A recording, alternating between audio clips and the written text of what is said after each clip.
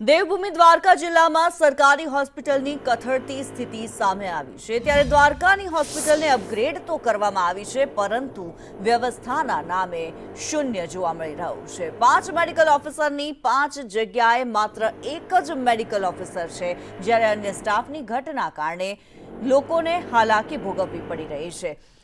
ત્યારે ડોક્ટર ચંદર રાણાએ આરોગ્ય મંત્રી ઋષિકેશ પટેલને ડોક્ટર અને સ્ટાફની સુવિધા ઉપલબ્ધ કરાવવા રજૂઆત કરી હતી।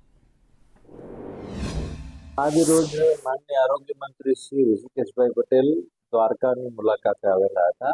એ દરમિયાન મારી એમની સાથે મુલાકાત થઈ અને આપણા જે મુખ્ય પ્રશ્ન 2 છે એમની રજૂઆત કરવામાં આવી મારા દ્વારા।